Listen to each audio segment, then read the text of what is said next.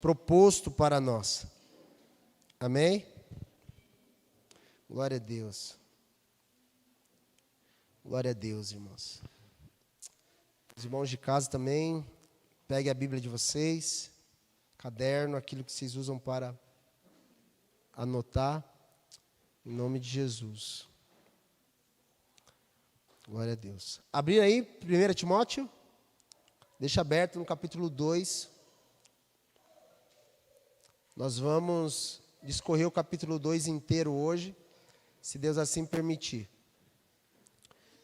Antes de entrarmos no capítulo 2, deixa eu dar um panorama a respeito daquilo que falamos na semana passada, para a gente se familiarizar e após isso já entrarmos no capítulo 2, para a gente entender essa série da Escola de Timóteo. A Escola de Timóteo, irmão, basicamente, ela é... Nessa série eu tenho e vou focar em um estilo de vida de liderança. Creio que o Espírito Santo quer levantar líderes nessa casa. Creio muito que o Senhor vai levantar homens e mulheres consagrados a Ele. Mas existe um modo, amém, irmãos? Existe um jeito de ser. E todos aqueles que não entram nas características, não tem como ser levantado. Amém? Essa é a verdade. Por isso que Deus vai pegar os improváveis, aqueles que parece que ninguém dá nada, mas que se submeteram à verdade serão levantados por Deus. Amém? Quando Samuel vai na casa de Jessé, a Bíblia diz assim que ele chegou e viu os irmãos, os filhos de Jessé, e apareceu um filho lá bonito. A Bíblia diz que ele era um homem grande, cara de rei, tinha todas as características de rei. A Bíblia diz que Samuel olhou e falou, ele é um homem. Ele é o homem que Deus escolheu. Olha, o cara tem cara de rei, ele é simpático. Ele vai governar bem. E aí Deus fala para Samuel assim, Samuel, o homem vê a aparência, porém eu, o Senhor, estou vendo o coração. Ou seja, nem tudo que aparenta ser é. Amém, irmãos? Nem tudo que aparenta ser é de verdade. Então Deus pega aqueles improváveis que parece que não é nada, mas que tem um coração. É nesses que o Senhor tem pedido para eu investir nesses dias. Naqueles que parece que não tem nada, mas que tem um coração. E aqueles que aparentam ser, mas que não tem coração, esses, infelizmente, não são os escolhidos por Jesus. É por isso que Jesus começa o ministério indo até os pescadores, os rejeitados da sociedade, as pessoas que queriam. Então aqui vai algo que o Espírito Santo tem construído no meu coração. Ao invés de você só aparentar ser, seja de verdade. Amém? Amém, irmãos? É com esse que Deus tem obra para fazer. Em nome de Jesus. No capítulo 1, nós vimos o apóstolo Paulo falando sobre a importância doutrinária na igreja. Então ele envia Timóteo para repreender os irmãos que estavam ensinando outra coisa. Então o capítulo inteiro é o capítulo de doutrinação.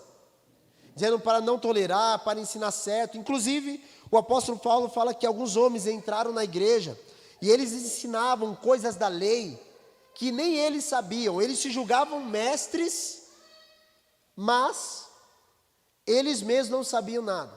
Queriam colocar leis sobre o povo, sobre a igreja. Se infiltraram na igreja, nós vimos isso em Atos 19, Atos 20. Quando o apóstolo Paulo fala, eu vou partir, mas vai entrar homens aí no meio de vocês e vão falar coisas que não devem. Porém, ele pega o seu filho na fé, Timóteo, e o envia para cuidar dessa igreja. É para esse contexto que Timóteo vai, para doutrinar a igreja. Então, depois de fazer um compêndio doutrinário no capítulo 1, Paulo entra no capítulo 2, dando-nos orientação a respeito da oração.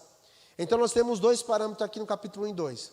No capítulo 1 nós temos ensino, no capítulo 2 nós temos oração. Diga comigo, capítulo 1, ensino. Capítulo 2, oração.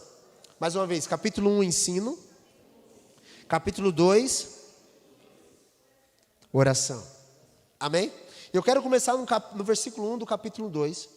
Diz assim: admoesto-te, porém, ou pois, antes de tudo, que façam súplicas, orações, intercessões e ações de graças por todos os homens, pelos reis e por todos que estão em eminência ou em autoridade, para que tenham uma vida quieta e sossegada, em toda piedade e honestidade, porque isso é bom e agradável diante de Deus, nosso Salvador, que quer que todos os homens sejam salvos e venham a conhecer, ao conhecimento da verdade, porque há um só Deus e um só mediador entre Deus e os homens, Jesus Cristo, homem, o qual se deu a si mesmo em preço de redenção por todos, para servir de testemunha a seu tempo, para o que eu fui constituído pregador e apóstolo. Digo a verdade em Cristo, não minto, e doutor dos gentios na fé e na verdade. Quero, pois, que os homens orem em todo lugar, levantando mãos santas, sem ira e sem contenda. Até aqui nesse primeiro momento. Irmãos,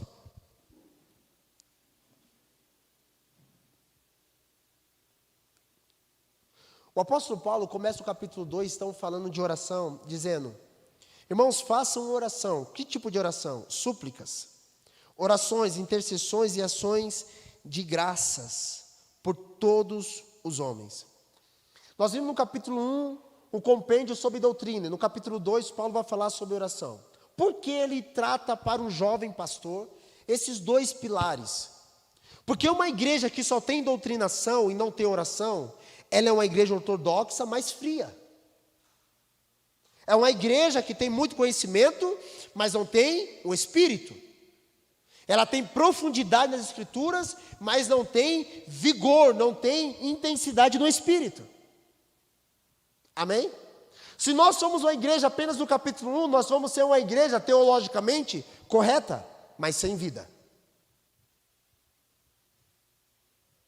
Uma igreja na qual levanta a bandeira das Escrituras, e temos que levantar, e é verdade. Só que Paulo vai então começar o capítulo 2 falando de oração. Se uma igreja só é doutrinária, e não tem o Espírito Santo, não tem oração, ela é ortodoxa, mas ela é fria. Agora, se uma igreja, ao contrário também, for apenas entusiasmada com oração, entusiasmada com um monte, entusiasmadas com vigília, e não ter doutrinação, ela tem até fervor no Espírito, mas ela é ignorante. Por isso nós temos esses dois pilares que precisamos andar: em profundidade na palavra e fervor do Espírito Santo. Amém, irmãos? Se nós não andarmos dentro dessas duas realidades, nós seremos ortodoxos ou seremos ignorantes. Falaremos sobre doutrinação do primeiro século e vamos levantar a bandeira. Uau, glória a Deus, é isso mesmo, é o que a Bíblia diz. Aí vem uma criança e fala: tio, ora por mim, e você não sabe fazer uma oração. De conhecimento sabe tudo, mas de vida com Deus não tem nada. Isso também é errado. Outros querem ficar 24 horas orando, mas não tem nada de doutrinação. Quem é Jesus? Ah, é um cara aí que passou na terra. Você sabe por que Jesus te salvou? Não, mas a pessoa ora. Esses dois pilares andam juntos. Diga comigo, os dois pilares andam juntos. Estão juntos. Amém? Por isso a gente precisa de um equilíbrio aqui. Tanto nos estudos da palavra, nós acabamos de sair de uma série sobre disciplina espiritual e nós falamos, o primeiro dia foi sobre oração. O terceiro dia foi sobre disciplina de estudo. Nós precisamos ter coerência nesses dois. Amém? Precisamos ter coerência nesses dois. A igreja ela precisa ter estudo bíblico, sim, nós estamos em um culto de ensino, mas também nós precisamos orar. Quem não estuda a palavra não vai ter vigor para orar. Quem não ora não vai ter vigor para estudar. Os dois andam juntos. É como certa vez um homem falou: se você ora, você para de pecar. Se você peca, você para de orar. Essa é a verdade. Quanto mais você peca, menos oração. Quanto mais você ora, menos você peca. Essa realidade nós precisamos ter. Amém, irmãos? A igreja em si, ela não tem uma atividade de oração. Na verdade, a igreja ela só funciona se tem oração. Deixa eu colocar isso de forma mais clara para você. Não existe igreja se a igreja não ora. Ponto. Se não há oração, nós somos um clube de pessoas reunidas para ouvir alguém falar. Não é Deus falando. A oração, ela é essencial na vida da igreja. Tu concorda com isso, irmão? Sem oração não existe igreja. Já houve igreja sem instrução bíblica, onde não tinha as escrituras, mas nunca houve igreja sem oração. Tem igrejas até hoje que não tem uma Bíblia, irmãos em países perseguidos que não tem uma Bíblia compilada inteira, não tem todas as escrituras, mas eles têm vida de oração. Agora, não existe igreja se não houver oração. Fixa isso no seu coração. Fixa isso no seu coração. Nós precisamos da luz do conhecimento, mas nós precisamos também do fervor da oração. Amém? É isso que nós cremos. Existem 4 tipos de oração aqui, já no versículo 1, e eu gostaria que você tomasse nota, que é, primeiro, Paulo vai falar, antes de tudo façam, primeiro tipo de oração, súplicas. Segundo, orações. Terceiro, intercessões. E quarto, ações de graça. 4 tipos de oração no versículo 1. A súplica, ou seja, o que é súplica? É contar a Deus as suas necessidades. Isso é súplica. Oração, tem a ver aqui as orações cujo, o sentido aqui é culto, adoração. Isso, ela envolve a oração. Intercessão, é pedir em favor dos outros. Quando você está intercedendo em favor de alguém. E por fim, ações de graças. É agradecer por aquilo que Deus fez. Amém? Primeiro, súplica. Você vai até Deus, vai suplicar por tua vida. Oração, tu vai até Deus, vai adorar a Deus, prestar culto a Deus. Foi o que nós fizemos aqui antes. E intercessão é quando você intercede por alguém, por uma causa, por uma pessoa, por uma família, por uma cidade, por uma igreja. E por fim, ações de graças. Se eu fosse aqui falar sobre oração hoje, não vou me ater nesse versículo, mas se a gente fosse destrinchar cada tipo dessas 4 orações, cada um desses tipos, a gente ficaria aqui, irmãos, ó, falando só o que é súplica, falando só o que é oração, falando só o que é intercessão, falando só o que é ações de graça. Meu Deus, tem assunto aqui. Você que ama oração, dá para você, assim, ó, mergulhar nessa realidade. Mergulhar e aprender essas verdades absolutas. A Bíblia diz assim em Filipenses 4:6: não andeis ansiosos de coisa alguma, em tudo, porém, sejam conhecidas diante de Deus as vossas petições, pela oração e pela súplica, com ações de graça. Se repetindo em Filipenses a mesma dinâmica que Paulo fala para Timóteo. É claro, irmãos, que nós devemos orar também pela nossa família, pela igreja. Mas, além de orar por todos essas coisas, que normalmente é o tempo que nós passamos mais orando, né? Nós oramos por nós. Senhor, muito obrigado por esse alimento, obrigado por minha família, em nome de Jesus, amém. Paulo fala assim para a gente orar por todos os homens. Todos os homens, diga comigo, todos os homens. Irmãos, todas as pessoas precisam da nossa oração, sem exceção. Até aquele cara que tu odeia, aquela mulher que tu odeia. Credo, crente odeia, alguns estão odiando. Eles precisam da nossa oração. O patrão, um amigo da firma, eles precisam da nossa oração.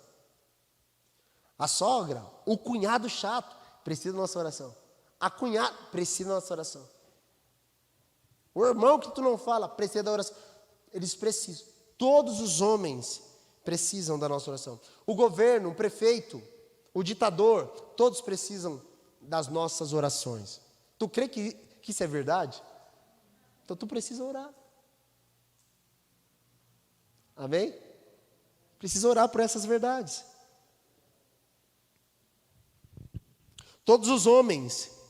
Paulo coloca a lista de pessoas instituídas em autoridade para que as nossas orações os alcancem. Então você precisa ter a dinâmica como cidadão do reino, em orar também pelos governantes, pelo prefeito João Rodrigues, pelo presidente Lula. Você tem que orar pelos governantes. Você querendo ou não, você precisa orar, porque toda autoridade foi constituída por Deus.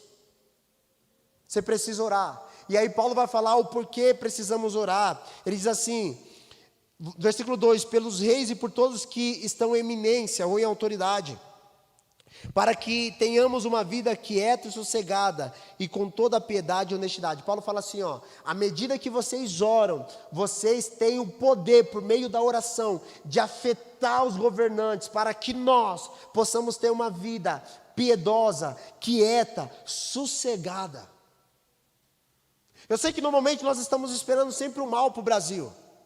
O governo de esquerda está no poder, e não sei o que, vai ter perseguição. Irmão, o seu papel é orar para que tenhamos uma vida sossegada e quieta. Amém? Nós estamos mais fazendo as orações contrárias, sendo boca do diabo, dizendo, nossa, vai vir treta. E a gente não ora para que venha a realidade de quietude e sossego. Pastor, mas a Bíblia diz que nos últimos dias serão tempos difíceis. Sim, mas há promessas que nós devemos orar para que possamos ter uma vida quieta e sossegada. Vamos lá, irmão, vamos ser sinceros. Quantos aqui quer ter uma vida atribulada? Ninguém quer. Agora, como quer ter uma vida sossegada? Um governo justo, um governo que governa em pró do povo. Quantos querem, irmãos? Amém? É isso que você deve orar.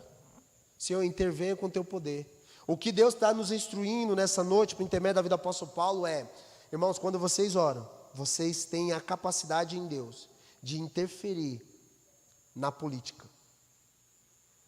Não ir lá fazendo protesto, orando. Se nós entendemos que rege as regiões espirituais que vêm para o terreno, são principados e potestades, é aqui que nós devemos brigar. Em primeira instância é aqui, depois aqui, mas primeira instância é em oração. Eu vejo um monte de crente reclamando, mas não oram, não jejuam. Reclama, mas faz uma pergunta para esses. Qual foi a última vez que você orou e jejuou por essa causa, por essa questão? Normalmente, irmão, 99% vai falar assim, não, eu nunca fiz isso, eu quero que exploda. Se eu tivesse dinheiro, já tinha até saído do Brasil. A maioria. É assim. É assim. O Senhor está nos instruindo, falando, orem e orem por todos. Amém? A Bíblia é a palavra de Deus, nós podemos fragmentá-la. Sim, existe guerras que nós estamos enfrentando, mas a gente deve orar por todos os homens. E Paulo vai dizer, para que todos os homens sejam mandados para o inferno. É isso? Não. O que ele vai dizer?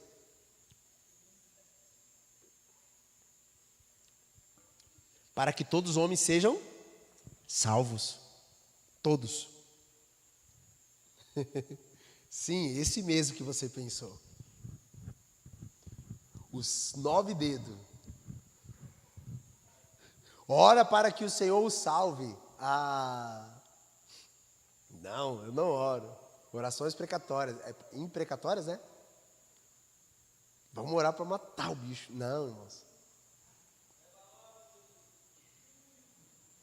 É orar para que todos os homens sejam salvos, é o que a Bíblia instrui. E ele está falando sobre governantes. Está falando que é para ser salvo, significa que eles não são. E a igreja está se movimentando assim. Será que você teria a graça diante de Deus para sentar com um prefeito, um vereador, alguém da política e pregar a salvação para ele? E ministrar a salvação para ele? Dizendo, você carece da graça de Deus, do amor de Deus, se arrepende dos seus pecados, tem perdão para você, creia no Senhor Jesus, será salvo tu e todos da tua casa. Você tem essa graça? Sabe por que não pregamos? Porque não oramos. Todas aquelas pessoas que você ora, você vai ter capacidade de pregar para ela. Por quem você não ora, você não tem capacidade para pregar. Agora, se o seu coração volta em oração, quando Deus te coloca diante dessas pessoas, você ministra a santa palavra dele, para que essas pessoas sejam salvas. Amém, irmãos?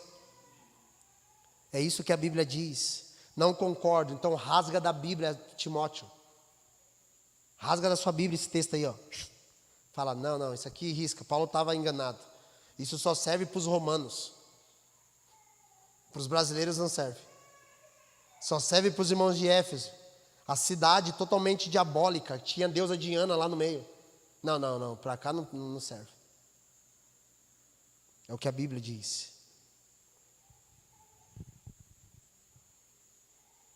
A igreja ela tem essa dinâmica de orar e interferir nas regiões celestiais para que venha a intervenção de Deus na terra. Lembra de Daniel que se pôs a orar?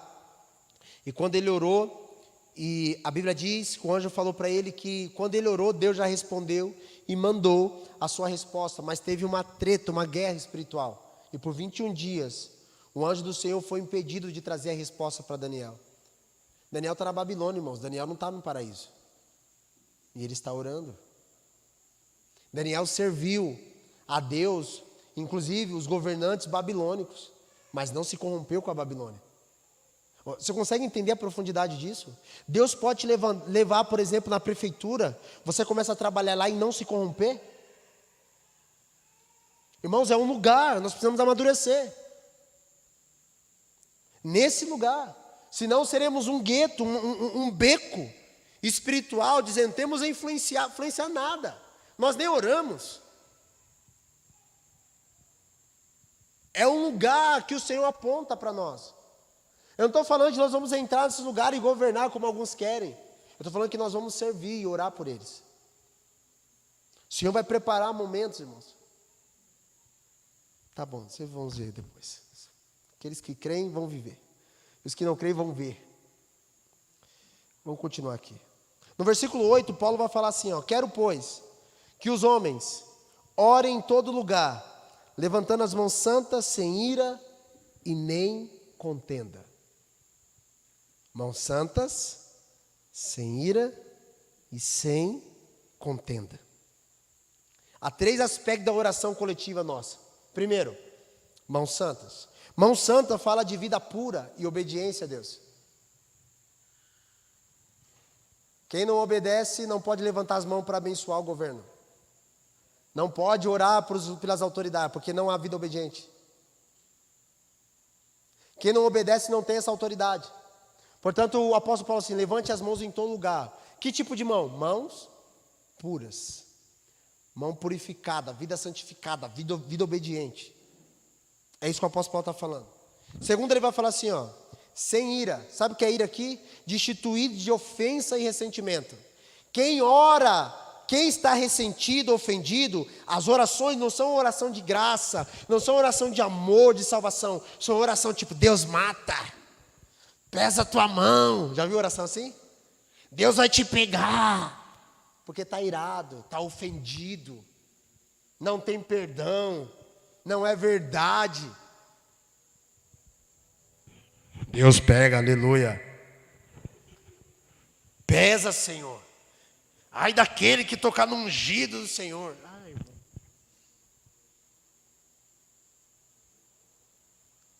Sem ira. A igreja precisa orar sem ira. Amém, irmão? Não é só orar sem ira. E ele diz mais, sem contenda. Sabe o que a Bíblia diz sem contenda? Está falando sobre amor, sobre comunhão. Orar em concordância, em comunhão uns com os outros.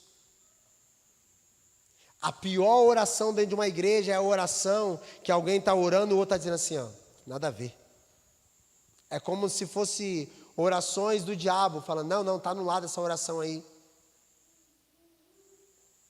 Não tem concordância, não tem comunhão, não tem amor uns para com os outros. Então, na comunidade precisa haver esse tipo de oração. Uma oração com mãos santas, oração sem ira, destituída de ofensa e ressentimento, e oração em concordância, em comunhão, em comum acordo.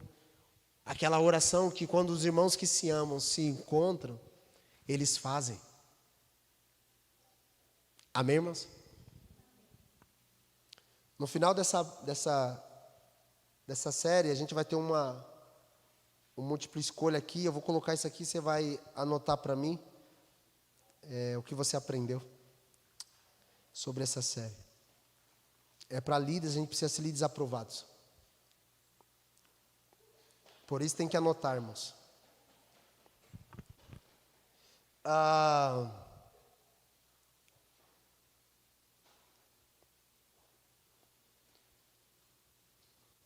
oração ela é o primeiro passo da evangelização.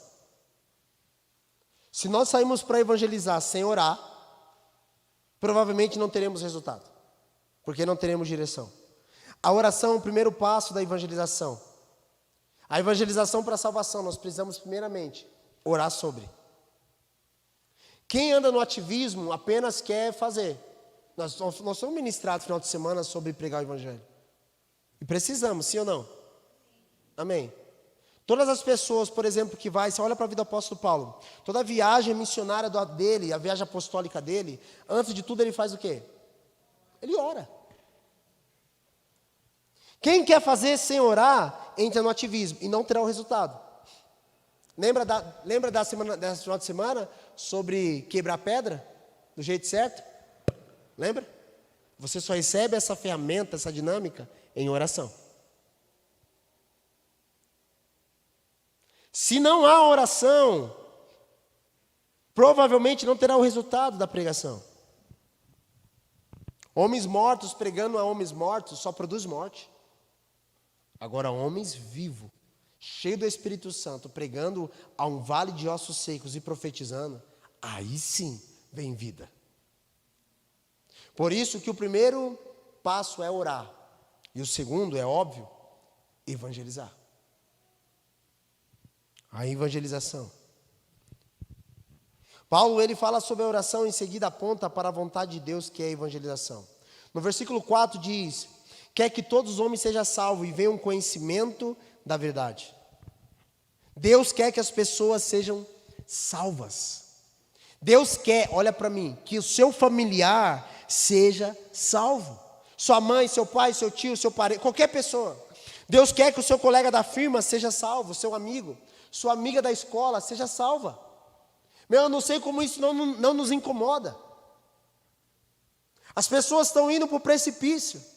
E a gente fala, beleza, pode ir. Vai. Cadê o Hector? Eu vi ele aqui. Hector, essa noite, estava num velório, essa madrugada.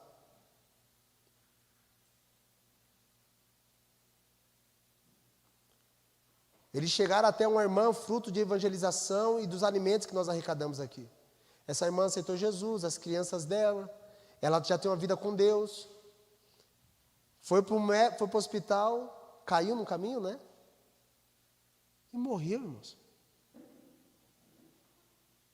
A mulher morreu. Uma das mulheres que estava sendo alimentada aqui, com a comida que você traz. O Hector falou uma coisa para mim hoje, falou, pastor, eu estou feliz, porque o crente é doido, né? Porque ela está com Jesus. Ela tinha uma vida assim, ela entregou uma fé, mulher de fé. Irmãos, há uns meses atrás nós não conhecia essa mulher, Hector. Não conhecia. E se não tivesse ido lá pregar o evangelho, levado alimento, talvez ela teria morrido sim, sem conhecer o evangelho, sem entregar a vida para Jesus. As pessoas estão morrendo, gente. E se isso não te comove para nada, eu vou falar, você precisa ser salvo. Você precisa de salvação. Vamos voltar, você precisa fazer um apelo e você entregar sua vida para Jesus. Se isso não traz um senso no seu coração, falar, cara, amanhã pode ser que eu morra. Pode ser que minha mãe morra. Pode ser que o meu irmão morra. Credo, é verdade. Nós não saberíamos que essa mulher só foi fazer um exame e não volta mais. A gente não tem noção das coisas. Tem gente morrendo de verdade, gente. Tem gente morrendo de verdade. Não é só espiritualmente, não. É a morte eterna, daquelas que morrem e não voltam mais. A um homem foi dado o direito de morrer uma só vez, depois disso vem um juízo. Se isso não te incomoda, mano, me incomoda. Você tem que orar por as pessoas serem salvas. E após a oração, pregar para que elas sejam salvas. E sair da sua casa, sair do conforto, largar sua esposa um pouco, e ir pregar o evangelho, largar o seu marido. Meu marido. Falava hoje com um discípulo aqui, eu falei, cara, eu amo minha esposa. Desejo ficar com ela. Mas minha esposa não me impede de pregar o evangelho. Eu vejo assim, homens retrocedendo na fé por causa da família. Grave isso, irmãos. Esse discurso, olha para mim para vocês não distorcerem. Minha família em primeiro lugar, mentira. É Deus em primeiro lugar. É a causa do evangelho que o John pregou aqui. E a sua família faz parte da causa. Amém? Eu vejo pessoas assim, não, agora, assim, né? Teve aqueles extremos. Os caras queriam saber só da obra de Deus e deixava a família. Era assim. Aí agora vem a mensagem. Volta para casa. Cuida da sua casa. Aí eles estão aqui, lambendo, brigando com a esposa todo dia. E a obra de Deus lá. Por que você não vai? Não, eu tenho que ficar mais um tempo com a minha esposa. Amém, mano? Por que você não vai? Não, eu vou passar mais um tempo com meu marido.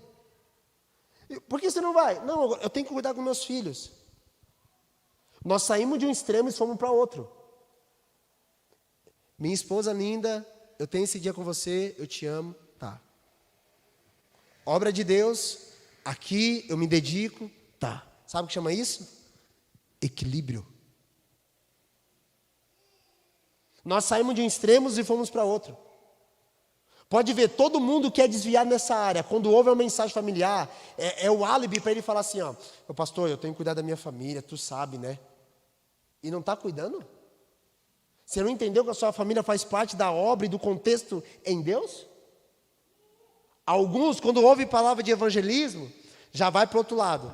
Agora minha esposa que exploda, eu vou cuidar agora só da obra de Deus. Irmãos, você tem que amadurecer e ser equilibrado. Não é nenhum e nem outro. É 2 Timóteo 1,7. Deus não nos deu espírito de medo, mas o espírito de equilíbrio. Equilíbrio.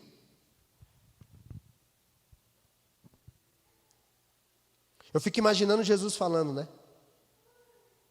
A única passagem que vem na mente quando se trata de ministério, obra de Deus, é a passagem que Jesus ele olha para os seus familiares, ele está pregando, e a mãe dele, seus irmãos, suas irmãs estão lá de fora dizendo assim, manda esse Jesus vir aqui, eu quero falar com ele. Jesus olha e fala assim, Jesus, seus irmãos e mães, sua mãe, seus irmãos e irmãs estão te chamando lá fora. Eles falam assim, quem é minha mãe, quem são meus irmãos e minhas irmãs? Isso não cabe no nosso evangelho. Jesus fala assim, é todo aquele que faz a vontade de Deus. Irmãos, eu vou traduzir o que Jesus disse. Nesse momento, eles não são mais importantes do que esse momento. Mas é Maria, a Virgem Maria, não era mais virgem não.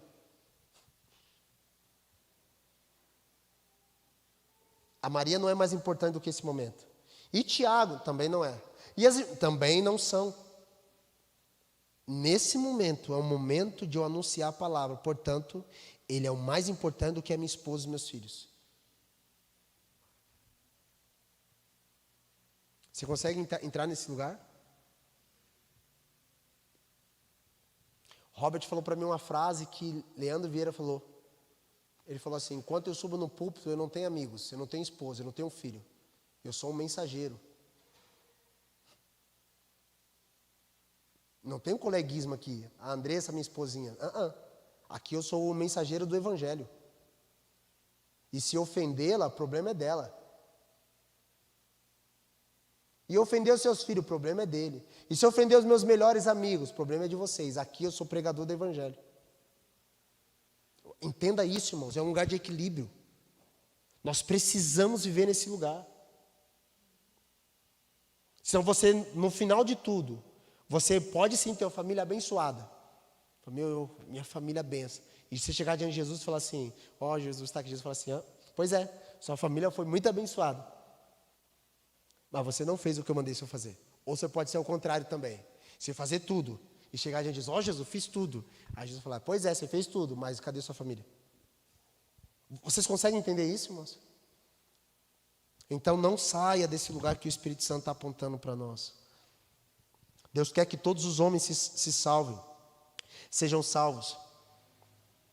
Por que Deus quer isso? Porque não há, irmãos, não há outro nome dado entre os homens pelo qual importa que sejamos salvos.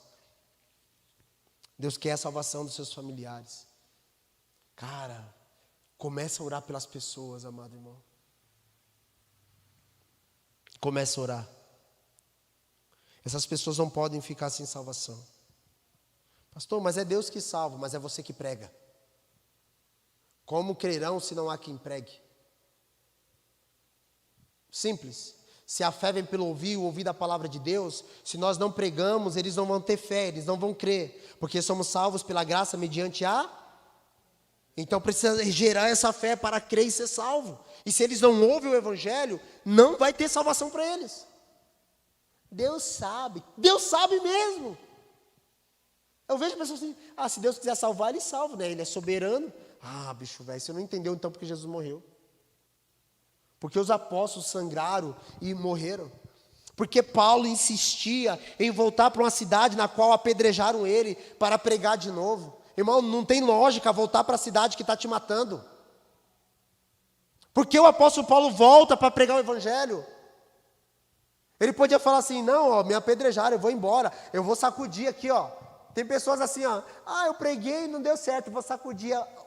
Você não levou nenhuma pedrada. Como disse o John, ninguém nunca nos bateu aqui ainda.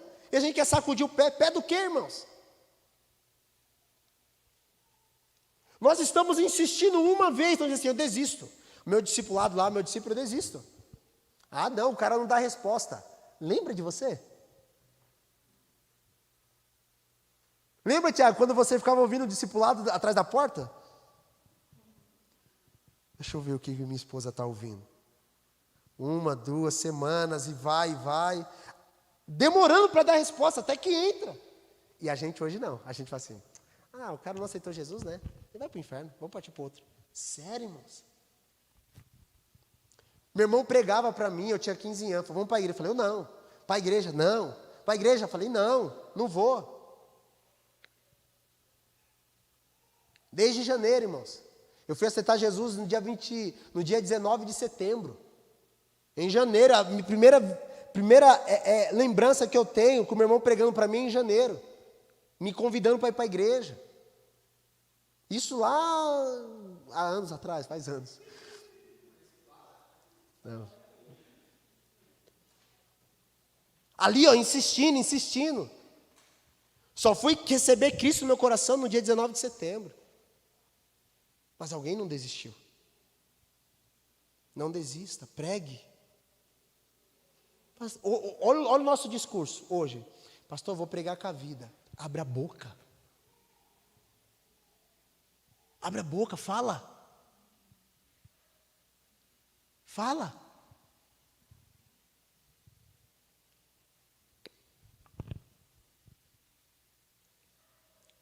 A vida vai respaldar a sua pregação. Mas fala, irmãos. Fala, Jesus te ama, Ele quer fazer uma obra na sua vida. Ele vai transformar você. Deixa Deus gerar no seu coração essas verdades. As pessoas estão buscando salvação no espiritismo, nas magias, no reiki, até no gnosticismo agora eles estão buscando. Todos querem serem salvos, irmãos. Alguns estão indo consultar com um cavalo, fazendo constelação. Há um clamor, há um desejo no coração do homem, irmãos. E a igreja está de braços cruzados. Só existe salvação por meio de Jesus. Atos 4,12 diz, e não há salvação em nenhum outro, porque debaixo do céu não existe nenhum outro nome dado entre os homens pelo qual importa que sejamos salvos. Só Jesus salva, irmãos. A gente tem Ele, cara. Libera essa salvação para as pessoas. Não tenha medo, não tenha vergonha. Volta aqui, bolso. Volta aqui, não sai não.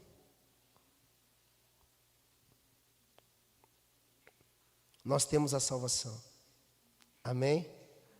Você crê nisso? Aleluia. Jesus morreu pela redenção de todos os homens. Diga, todos os homens. E os escolhidos, pastor? Irmãos, vou falar a doutrinação da igreja agora aqui para você. Nós, como igreja Redime, cremos que todos os homens podem ser salvos. Jesus morreu por todos. Quem pode ser salvo? Todos os homens.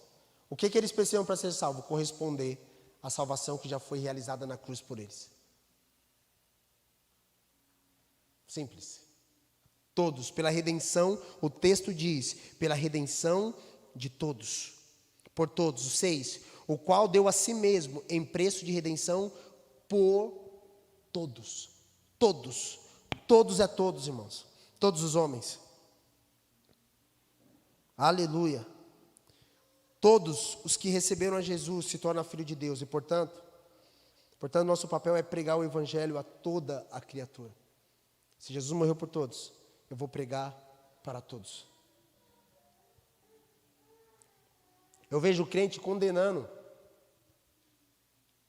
Os crentes condenando aquelas pessoas que já estão vivendo no erro. Ah, pastor, o cara lá, ele segue a religião X. Não tem jeito. Mano, olha o apóstolo Paulo. Servia a pior religião da época, o farisaísmo. Jesus encontra esse cara, mano. E se torna um apóstolo.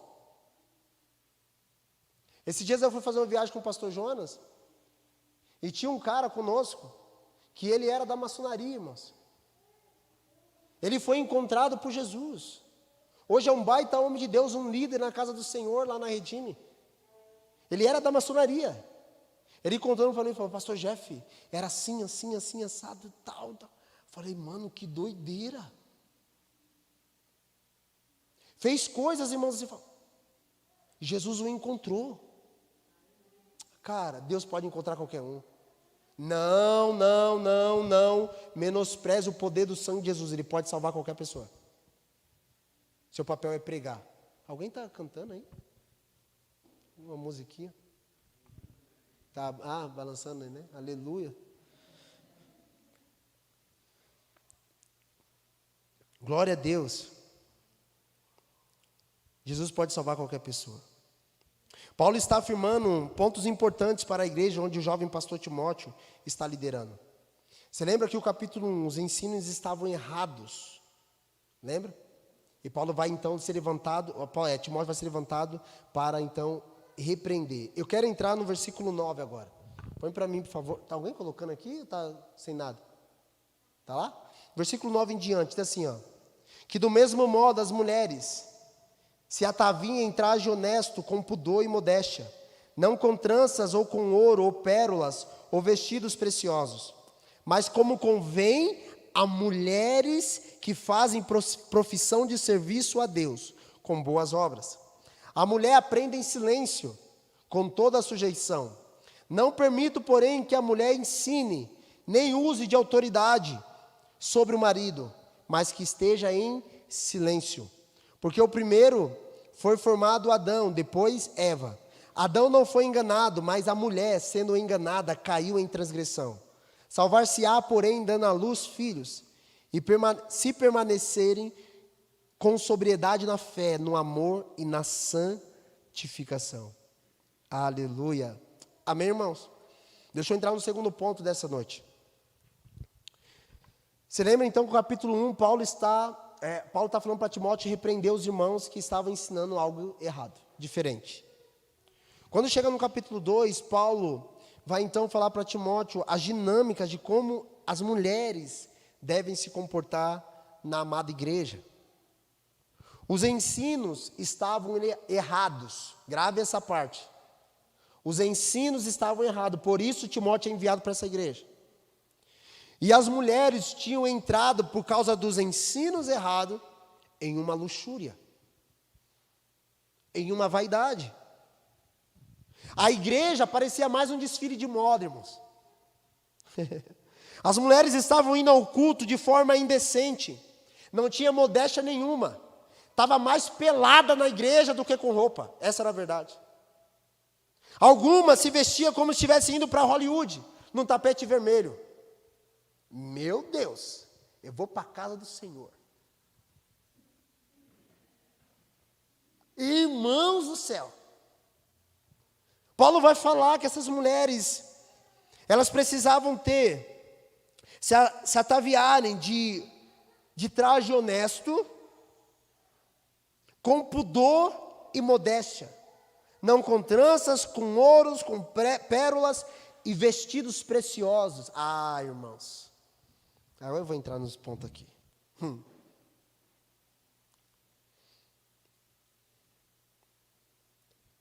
A igreja é um lugar de todo tipo de pessoa, amém? Do rico, do pobre, do classe média, do classe baixa, do classe baixíssima. A igreja é esse lugar. Só que precisa haver modéstia, diga modesta. Irmãos, essa modéstia aqui tem a ver com o pudor, com a consciência. Tem a ver com aquilo que a gente faz sem escandalizar o outro.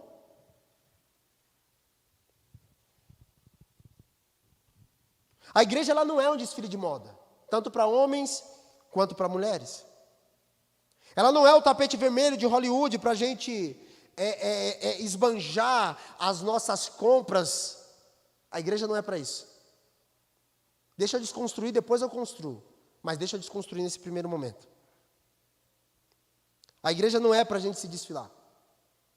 A igreja não é para as mulheres se arrumarem pensando no que... E os homens também, pensando o que a irmã vai pensar da roupa que eu estou. Não é isso. Eu me lembro de uma irmã, irmãos, que ela... Lá em cima... Nós estávamos lá em cima ainda, num porãozinho. Em um culto de ensino, era essa época, mas era frio. E ela foi de pantufa para a igreja. Eu olhei assim e falei, eita! E ela virou e falou assim, pastor, sabe uma coisa que da Redime que me trouxe uma libertação, assim, uma graça? É que aqui eu posso ser eu. Na igreja que eu ia, o culto era 7 horas, eu começava a me arrumar às 4, porque 2 horas era só de maquiagem. E ela está indo de pantufa para a igreja. Eu estava estudando hoje, escrevendo, eu lembrei dessa minha irmã, eu não vou citar ela aqui, mas ela está conosco até hoje. Graças a Deus. Mas uma das coisas que ela falou para mim foi exatamente isso. Era como se ela tivesse encontrado uma liberdade e falar, cara, eu posso ser eu. Eu não preciso me mostrar. Eu não preciso comprar roupa para eu mostrar para as pessoas e provar que eu estou bem. Irmãos, igreja não é para isso. E se precisa fazer isso, ou a igreja está muito desviada, ou o seu caráter está muito desqualificado de Deus. Se você é julgado pela sua roupa, se a igreja está te julgando pelos seus trajes, porque talvez você não tenha eles, você está numa igreja que não está sendo sadia. Eu lembro uma vez, eu estava na mesa de casa, eu morava lá no Passo dos Fortes ainda, uma irmã chegou para mim e falou assim, pastor, você tem que trocar de roupa. Eu falei, oxê, estou pelado? Não estou com roupa rasgada, está suja? Pensei, não falei. Mas por quê, irmão? Não, tu é pastor, você tem que se vestir bem. Aí depois dessa conselho vem assim, você tem que trocar de carro. Seu carro, ele quer dizer, não é de pastor. Eu estou até hoje com ele, irmãos. Por enquanto. Até trocar. Mas essa não vai ser a motivação para mostrar para as pessoas. Falaram para nós assim, ó, do nada, pastor, estamos procurando uma casa para o senhor morar. Eu falei, mas não quero mudar? Não, preciso de uma casa melhor para receber os irmãos. Irmão, se você não vai na minha casa, se você não anda comigo, ou se você anda comigo pela casa que eu tenho, vai embora.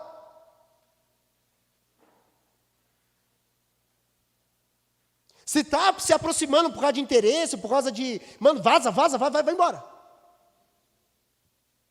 Porque esse estilo de vida que as pessoas querem, elas querem provar algo para alguém. Faz dívida para provar algo para alguém.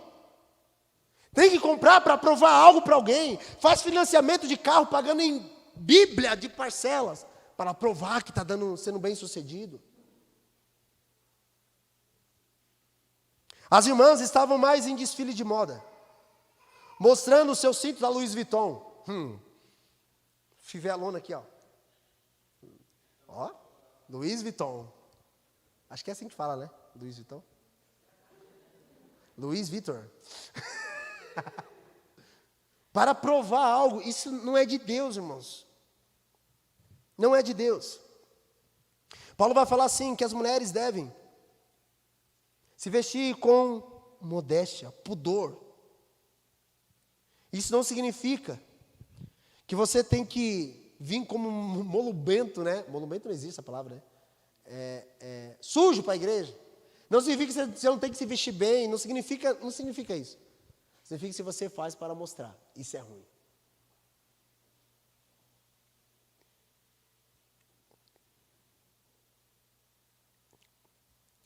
A igreja não é um desfile de moda. A igreja ela tem mais como um banquete do que com um desfile. Tem mais a ver com um banquete do que um desfile. E no banquete tem uma mesa, e quando você senta, não mostra o seu tênis novo. Quando você está sentado, não mostra o seu tênis novo. Sabe o que mostra na mesa? Sabe o que mais mostra na mesa quando você está sentado? As suas mãos e o seu rosto. Rosto descoberto e movimentação. É quem você é. Quem está ligando, irmão, para o seu sapato? Quem está ligando para o seu vestido? Falava para o André esses dias, eu vi um vídeo, numa gravação. As mulheres chegaram na igreja assim, maquiadona. E aí, estava tendo uma gravação, começou o choro. Irmão, parecia a noiva do Chuck, sabe assim, ó. Eu falei, meu Deus, aquelas maquiagens assim, ó. Eu falei, para quê? Vai para o culto assim? Irmãs, pelo amor de Deus, não significa que vocês não podem se maquiarem, ficarem bonitos, não é isso. Mas tem mulher que não chora na igreja porque fala, vai estragar minha maquiagem. Deus está descendo, Deus, coração. Não chora. Não pode chorar, não pode chorar, não pode chorar. Se chorar, gruda aqui, ó. Meu Deus do céu. Credo, pastor. Não é verdade. Aqui não, né? Aqui não. Aqui não, aqui é benção, né? Redime é só vitória, só vitória, só vitória. Eu estou ensinando. Isso é tão verdade que a gente tem que tomar muito cuidado com os trajes. Revela muito. Pastor, tem que colocar doutrinação? Não, irmãos. Eu quero colocar aqui senso de pudor em nós, em todos nós. Os homens começam a ir para a academia, qual é a primeira coisa que eles fazem? Cresceu meio milímetro de bíceps aqui, ó. Eles metem uma regata. E vêm para a igreja. E aí você conversa com eles e fala assim, ó. Eles andavam assim, ó. Agora eles foram... Aí você olha assim e fala, tá tudo bem com você? Tá respirando?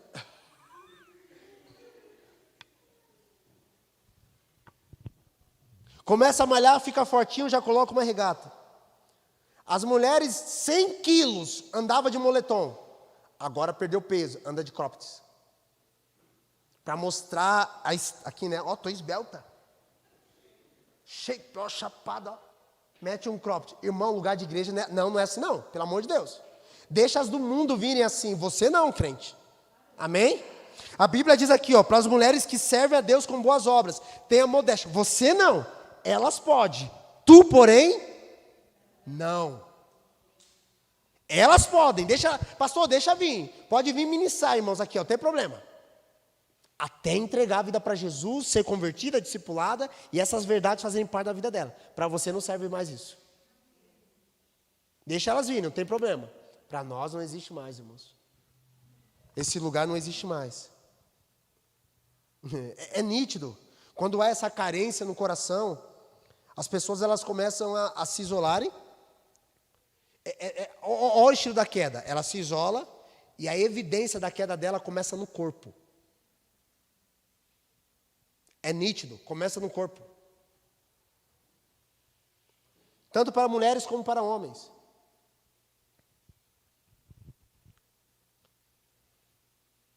Tudo isso faz parte de um coração caído, irmãos.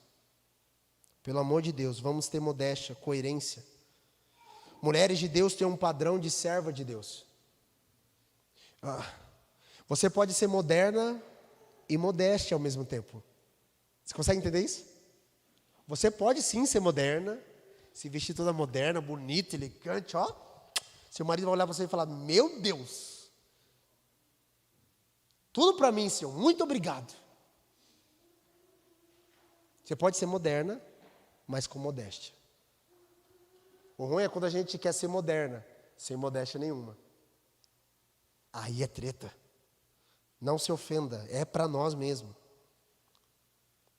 A igreja, olha onde começa a corrupção do coração, na vestimenta. Porém, não obstante, a mulher da igreja, elas estavam interrompendo a reunião. Então o apóstolo pode assim, a mulher aprenda em silêncio. Meu Deus, aqui é treta, né? Pastor, significa que a mulher não pode falar nada. Não. Seguindo, a mulher nos tempos bíblicos, antes dos tempos bíblicos, ela não tinha essa autonomia de aprender. As mulheres não iam para a escola. As mulheres somente eram donas de casa. Jesus traz remissão para as mulheres. E coloca as mulheres para serem as suas seguidoras. Jesus tinha discípula. É a única referência de uma discípula, mulher. Os outros eram tão discípulos, não existe discípulo às mulheres. Quando nós vamos para Tábita, por exemplo, em Atos, que Tábita morre, diz que era a discípula de Jesus. Ou seja, Jesus está remindo as mulheres. Jesus traz as mulheres e dá comissão apostólica e evangelística para elas depois da ressurreição. Elas são as primeiras evangelistas.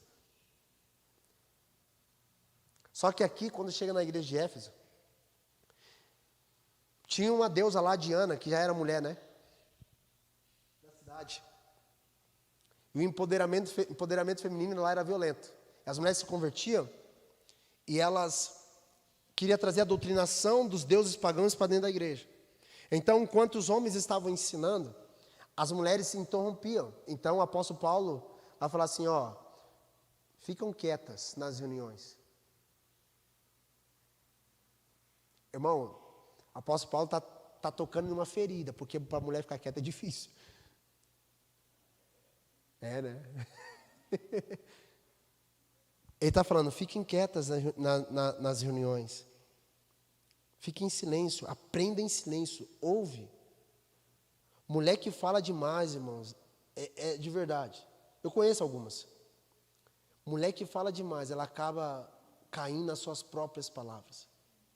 Ela não sustenta muita coisa. É de verdade. E não é por falta de caráter, é porque ela é emotiva.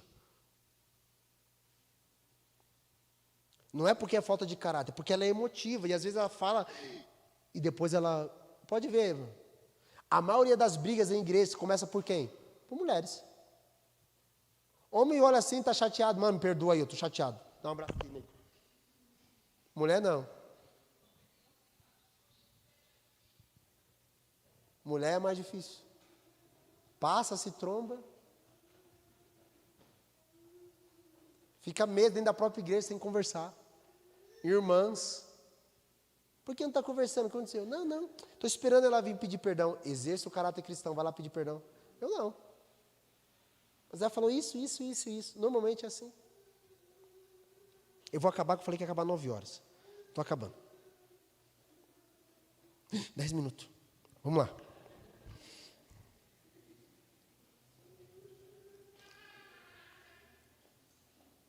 O apóstolo Paulo diz para a mulher aprender em silêncio. Que é isso, Brasil? É violento. Para a mulher, no dia dos apóstolos, no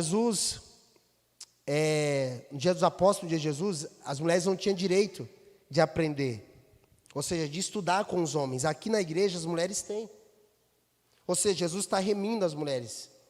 Porém, algumas estavam atrapalhando o culto. Então, o apóstolo Paulo diz, vocês devem aprender em silêncio. Como eu disse, uma das coisas mais difíceis é a mulher ficar em silêncio. Algumas iam até longe demais, além de falarem, interromperem, elas queriam ensinar. E aqui pode ser a base do capítulo 1 sobre a doutrinação errada. Não era só os homens que ensinavam, as mulheres também. Elas queriam ensinar e usar de autoridade sobre o marido. Irmãos, vamos lá. Aqui é o princípio da ordenança bíblica. Deus criou um homem, amém? Em primeiro lugar, e depois criou a mulher. Aqui é ordem, e isso é proteção para você, mulher. Não se ofenda por isso. Se você quer ser acima do seu marido, você está quebrando um princípio.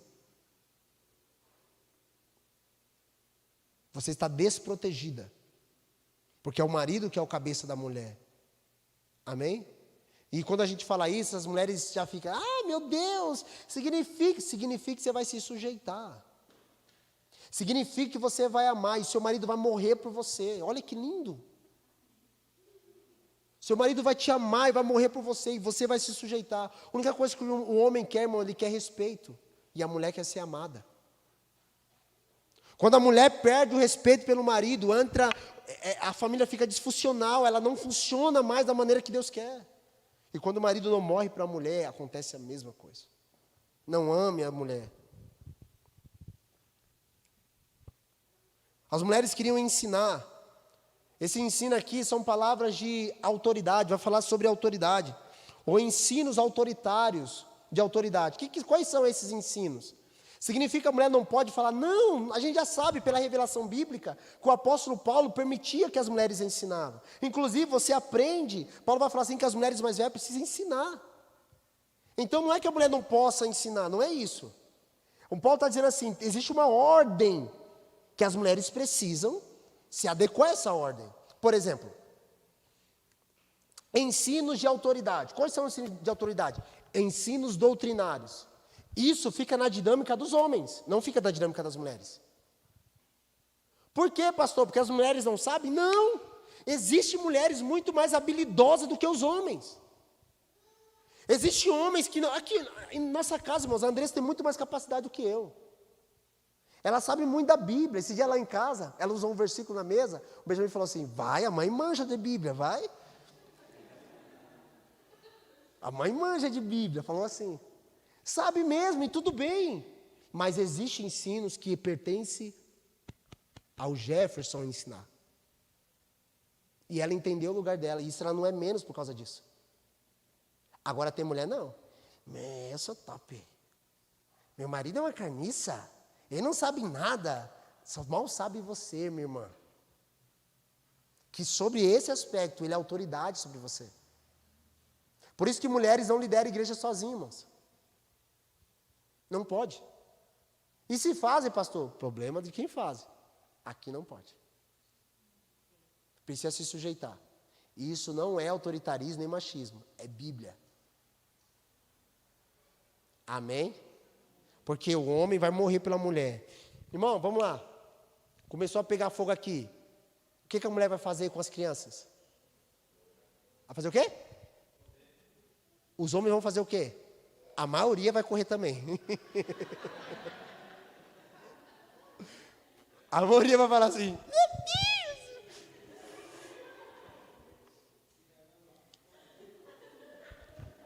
Não, aqui não, né? Redime não, né? Redime é penso. É um homem, irmãos. É um homem que vai levantar o carro, que vai trocar a roda, o pneu do carro. É um homem. É um homem que vai subir aqui, ó, na escada, quando a gente coloca aqui, ó, 7 metros. É um homem que sobe lá para mexer, não é mulher. Por que isso? Está protegendo vocês. Sai desse padrão mundano, desse empoderamento feminino. Se ficam com a Bíblia. Eu sei que nós estamos, como foi falado aqui no domingo, uma crise de hombridade, de masculinidade. Eu sei que temos. Mas se vocês tomarem a frente, nunca vai ter um homem de verdade. Deixa explodir, irmãos. Irmãs, deixa o homem tomar frente. Deixa o homem tomar frente. Se você não permitir seu marido tomar frente, ele nunca vai tomar frente. Infelizmente. Existem mulheres que sabem muito da Bíblia. Existe mesmo. Mas ela precisa se sujeitar a alguém. E ao homem, ao marido. Amém? As mulheres podem ensinar. Por exemplo, meu Deus, eu vou passar das 9 horas, me perdoa, Jesus. Eu tenho aqui 3 parágrafos para acabarmos. Ensinos doutrinários. Ensino de autoridade. Compete ao homem. Por exemplo, a mulher não delibera sobre divórcio na igreja doutrinariamente. Batismo, imposição de mãos, juiz eterno. Isso são os homens. As 6 doutrinações básicas de Hebreus capítulo 6. Não que elas não tenham capacidade. Tem muitas mulheres que têm. Mas o ensino público com autoridade foi dado ao presbitério, ao líder. E as mulheres aprendam em casa. Por isso que Adão ele foi feito antes, depois foi feito Eva. Eva, ela deturpou e ela foi para frente, deu, a Bíblia diz assim que ela convenceu, ela instruiu Adão a comer. Esse não era o dever dela. Quem dá a instrução ali era o homem. Adão, boca aberta, abriu para isso e abriu precedente para tantos outros erros. Adão caiu, mas foi a mulher que foi enganada. E ela instruiu o homem a cair também. No verso 15, o último verso, Paulo então entra na maternidade. Aqui é uma doideira. Diz que a mulher vai ser salva dando à luz filhos. Por que o apóstolo Paulo fala disso? Parece que é do nada, né? A mulher vai ser salva parindo.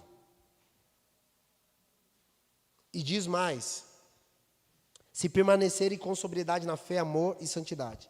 Eu só vou finalizar aqui. Existem 3 coisas que corrompem hoje em dia as mulheres. E o apóstolo Paulo já falava isso. Primeiro, 3 esferas. Primeiro, roupa. Paulo está falando sobre roupa, modéstia, modo de vestir. Segundo, ensino. Terceiro, família. Se a mulher não tem modéstia, ela cultua o próprio corpo. O culto ao próprio corpo, a sua forma de ser, vestir e tudo mais, vai levar ela a querer exercer autoridade. Porque ela está cultuando a si mesma. Ela pensa que ela é maior do que os outros. Quando o Senhor revelou isso, eu falei, uau, Jesus, uma coisa liga a outra. Todas as mulheres, preste atenção, vou finalizar aqui. Todas as mulheres que não querem ter filhos, elas cultuam o próprio corpo. Diferente de não poder ter filho. As mulheres que não querem ter família, normalmente elas têm uma vaidade extrema sobre a beleza, sobre o seu corpo, seu modo de vestir. Pode ver, faz um review aí na sua mente. Todas as pessoas que falam assim, eu não quero ter filho. Normalmente, a maioria delas, elas têm um culto ao corpo. Elas vão para a academia, elas são bonitonas, elas querem falar assim, não, eu não vou estragar meu corpo, porque imagina a minha barriga tão linda crescendo. Logo, se ela cultua o próprio corpo, ela vai ter senso de autoridade. E ela vai querer exercer a autoridade. Paulo fala, fica quieta. Não façam isso, vocês não têm esse lugar. E por querer exercer a autoridade, ela vai então falar assim, eu não quero ter família.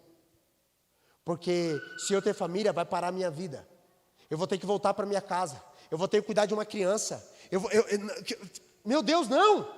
Eu vou ter que largar os meus ensinamentos, meus cursos, minhas pregações, para cuidar do bacurizinho que está nascendo? Sim. Não, eu não quero. Eu não quero. Então elas quebram um princípio. Porque tudo começa no culto a si mesmo.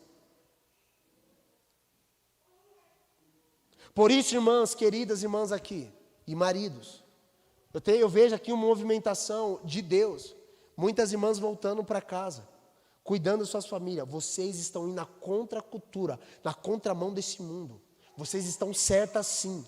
O mundo pode julgar vocês, mas Jesus está aplaudindo vocês. Jesus está validando a vida de vocês. É isso, irmãos. É isso. O mundo está dizendo, não. Seja livre. Você está falando assim, não, eu estou sendo salva, dando luz a filhos. Estou gerando família. Estou me mantendo pura, estou me mantendo na fé. Estou me mantendo sóbria na fé. Eu estou me mantendo no amor e na santificação. 9:2. Coloque de pé. Eita, macho. Irmãs, eu não tenho pressa para acabar essa série. Mas uma coisa eu quero ensinar para vocês. A permanência de vocês na palavra, na sã doutrina da palavra de Deus, vai fazer vocês serem diferentes nesse mundo caído. Tanto para homens quanto para mulheres. Deus tem um padrão estabelecido. Você precisa entrar nele. Pastor, eu penso tudo isso. Para mim, eu sou... Então, hoje é o dia de você se despejar aos pés de Jesus. E não ficar com aquilo que as mulheres estão pregando, ou que o mundo tem pregado, que os comerciais e a mídia têm pregado. Ficar com a palavra. Irmãs, se vistam com as melhores roupas, bonitas, incríveis, mas seja modesta. Homens, a mesma coisa. Amém? Que possamos viver em um lugar sadio. Eles podem. Vocês não. Nós não. Amém, irmãos? Não é para a gente julgar um ou outro. No discipulado, trabalha-se isso. Não é para julgar. É para amar. Amar.